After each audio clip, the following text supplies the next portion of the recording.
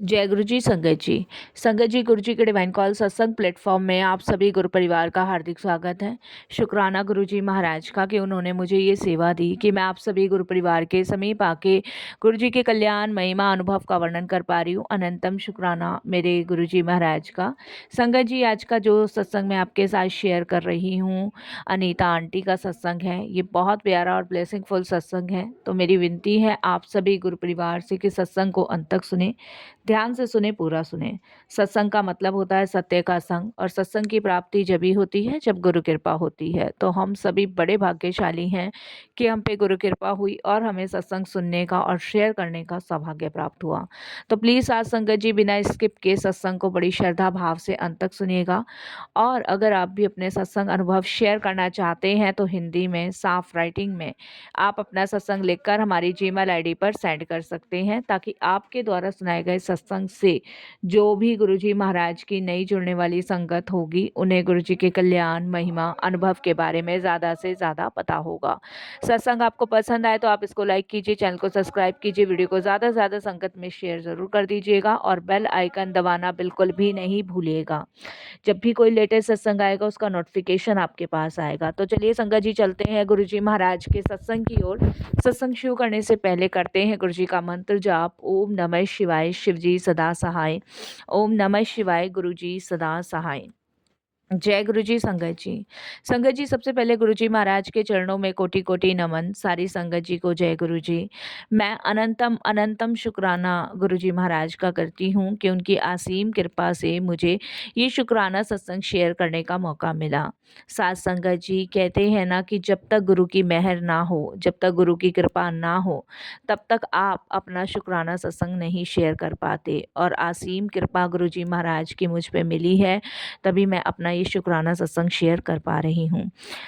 साथ संगत जी, मेरी जर्नी गुरुजी महाराज के साथ 2023 में ही शुरू हुई है। 2023 से मैं बहुत दुखी और परेशान थी। संगत जी, मेरी कोरोना के टाइम में जॉब चली गई थी और उसके बाद मुझे कहीं भी जॉब नहीं मिल रही थी और नौकरी को लेके मैं बहुत परेशान थी, डिस्टर्ब थी।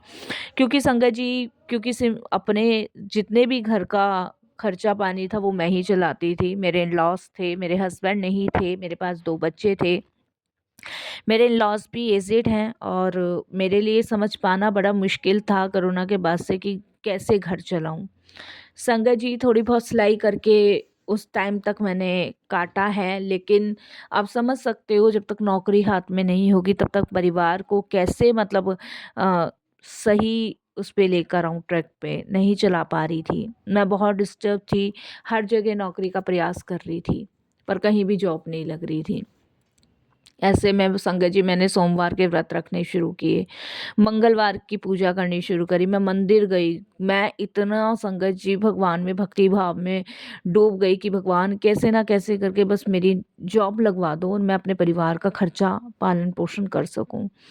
संगत जी, पैसों का एक ऐसा मैटर होता है ना कि आपकी कोई मदद भी नहीं करता ऐसे में, और कोई मदद करता भी है ना तो संगत जी ब्याज इतनी दूनी चौगनी बता देता है ना कि आदमी ब्याज देते देते ही अपने प्राण दे बैठता है। तो मैं इतनी डिस्टर्ब थी, इतनी परेशान थी, एक नौकरी नहीं है और कर्जा भी हो चुका था मेरे पे कम से कम 30-40 हज़ार रुपए का, वो अलग से, और वो भी नहीं उतर रहा था। उसके बाद संगत जी बहुत जगह नौकरी का प्रयास कर रही थी, कहीं पे भी काम नहीं बन रहा था।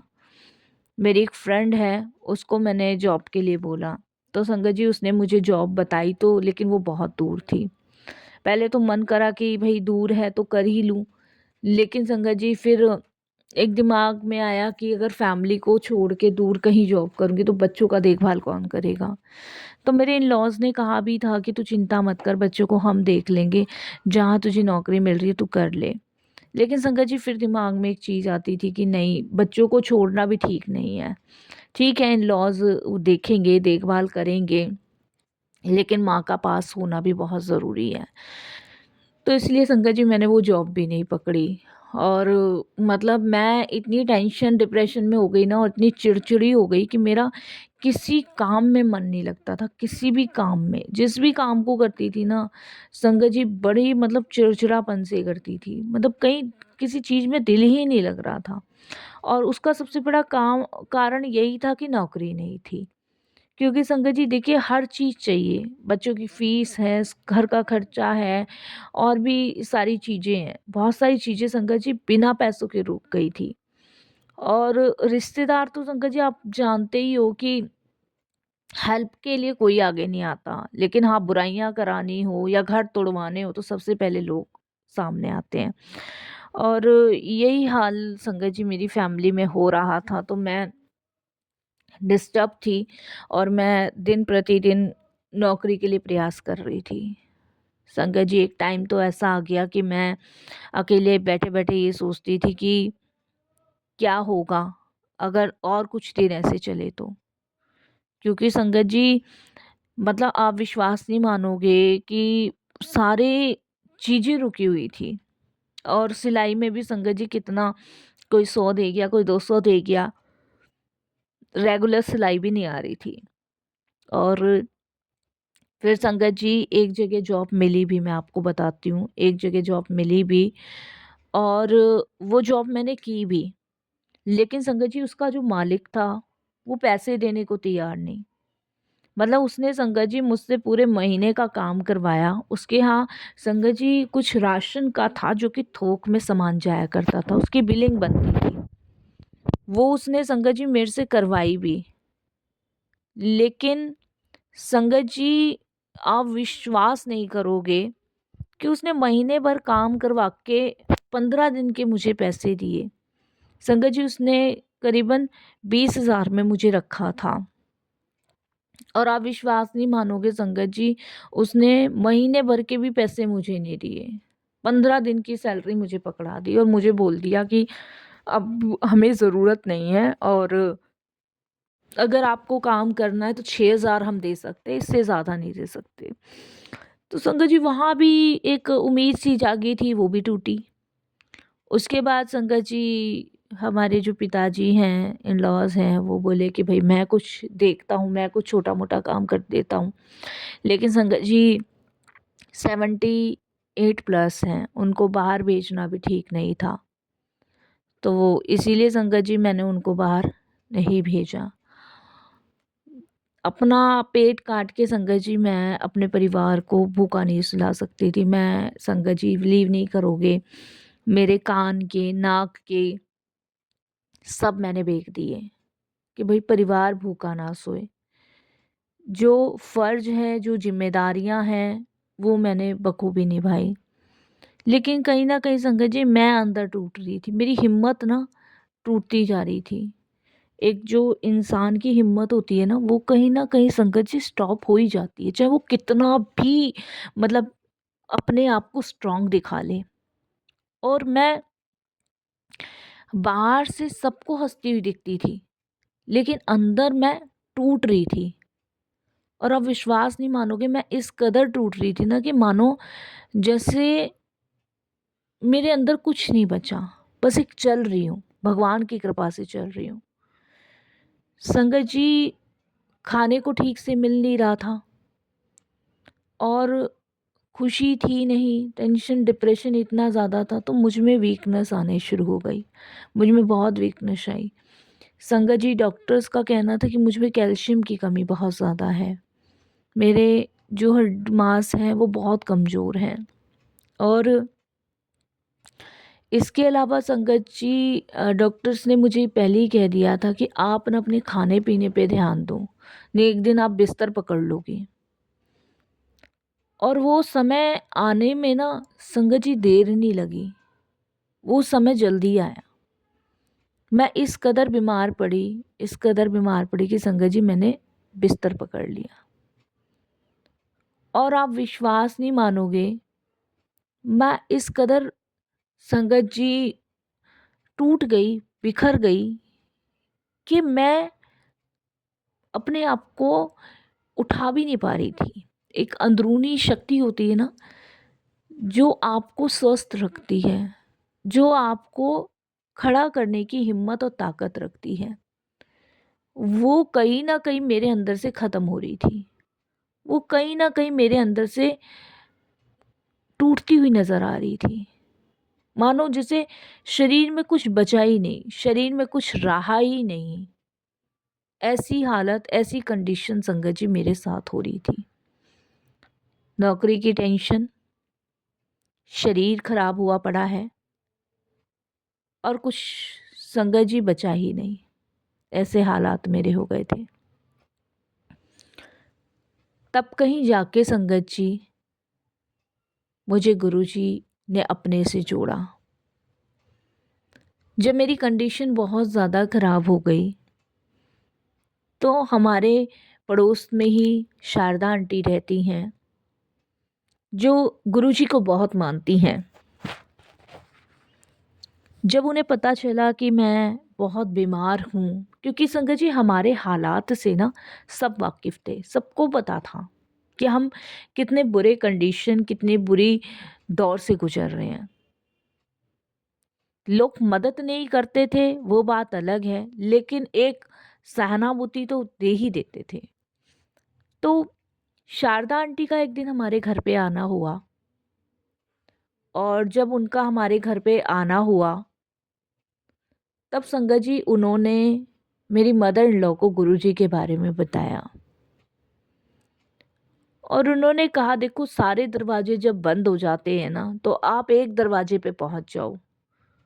वहां से आप कभी ना तो निराश लौटोगे, ना खाली हाथ लौटोगे। खैर संगत जी, मेरे में तो उस दिन चलने की हिम्मत नहीं थी। मैंने आपको बताया बीमार थी मैं, इतने भी पैसे नहीं थे कि डॉक्टर से दवाई ले आऊँ। डिस्पेंसरी से मैं दवाई ला के अपना काम चला रही थी। तो वो मेरे लिए एक जल प्रसाद की बोतल लेकर आई थी, और उन्होंने मुझे कहा कि बेटा, जब भी दवाई खाए ना, इस जल प्रसाद को लेके खा। तुझे किसी डॉक्टर के पास जाने की ज़रूरत नहीं पड़ेगी, तेरा 1 रुपया खर्च नहीं होगा, और तू ये गुरुजी का मंत्र जाप करके दवाई खा। और यूट्यूब पे उन्होंने मुझे गुरुजी के सत्संग बताए कि तुझे अगर यकीन नहीं होना तो तू यूट्यूब पे सत्संग सुन, ये सत्संग ही तेरा कल्याण कर देंगे। गुरुजी तुझे बाद में अपने दरबार बुलाएंगे, जब तक तेरा कल्याण गुरुजी कर चुके होंगे। संगत जी, वो जल प्रसाद मैंने लिया, माथे से लगाया, जो भी मेडिसिन मैंने खाई वो उस जल प्रसाद से खाई। मैंने दिन रात गुरुजी के वो सत्संग सुनने शुरू करे। उससे मुझे कहीं ना कहीं शांति मिली, सुकून सा मिला। मानो ये एहसास हुआ जैसे कि मेरे जीवन में आए तूफान का एक किनारा सा मिल रहा है। मुझे अच्छा लगता था सत्संग सुनना। मेरे हर सवाल का जवाब उस सत्संग में होता था। मैं जो सोचती थी उससे पहले वो आंसर्स हो जाते थे, और कहीं ना कहीं मन में एक अंदर शांति सी मुझे मिलती जा रही थी, एक सुकून सा मुझे मिलता जा रहा था। और वो शांति, वो सुकून मुझे इस कदर मिलने लगा कि संगत जी मैं कब उठ के खड़ी हो गई मुझे पता ही नहीं लगा। कब मेरे शरीर में से वो वीकनेस गायब हो गई मुझे पता ही नहीं चला। उस सत्संग का चमत्कार है संगत जी ये। उसके बाद संगत जी मैंने निर्णय किया कि मैं गुरुजी के दरबार जाऊंगी। अब संगत जी पहले तो कभी गई नहीं थी, पता नहीं था। शारदा आंटी के घर गई, उनको बोला कि आंटी, मुझे गुरुजी के दरबार जाना है। तो उन्होंने मुझे बोला कि चलो, शायद गुरुजी का बुलावा आ गया। मैं पहली बार उनके साथ गुरुजी के बड़े मंदिर गई, जहाँ पे मुझे बड़ी शांति, बड़े सुकून का अनुभव हुआ। मैंने वहाँ माथा टेका, मुझे बड़ा अच्छा लगा। एक ऐसी शांति मुझे महसूस हुई जैसे मानो मेरे सारे कष्ट यहीं ख़त्म हो जाएंगे। मेरे दुखों को एक किनारा मिल गया। संगत जी, मुझे ऐसा फ़ील हुआ जैसे मानो कि गुरुजी के दरबार में आकर मेरी सारी परेशानियों का अंत होगा। वहाँ मुझे एक पॉजिटिविटी एनर्जी मिल रही थी। जो इतने लंबे टाइम से अंदर कुछ टूट रहा था, वो कहीं न कहीं अब जुड़ना शुरू हुआ था। हस्बैंड के जाने के बाद मैं अपने आप को बड़ा अकेला फ़ील करती थी। लेकिन गुरुजी से जुड़ने के बाद अब मैं अकेला फ़ील नहीं करती। मुझे लगता है गुरुजी साथ में हैं। मुझे लगता है गुरुजी सँभाल रहे हैं। मुझे लगता है कि गुरुजी अब मेरे सारे कष्ट काट रहे हैं। तो अब मैं अपने आप को बिल्कुल भी अकेला फ़ील नहीं करती।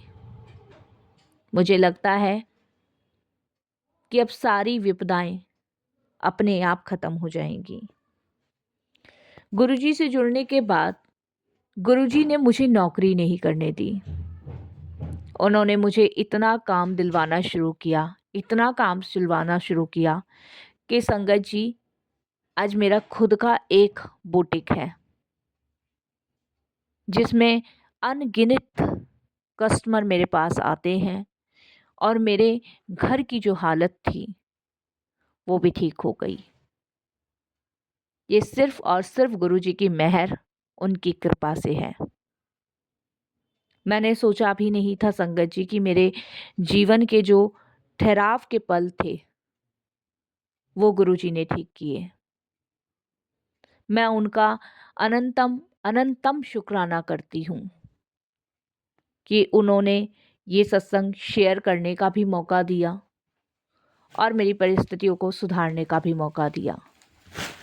तो शुक्राना गुरुजी, बहुत बहुत आपका शुक्राना, अनंतम शुक्राना।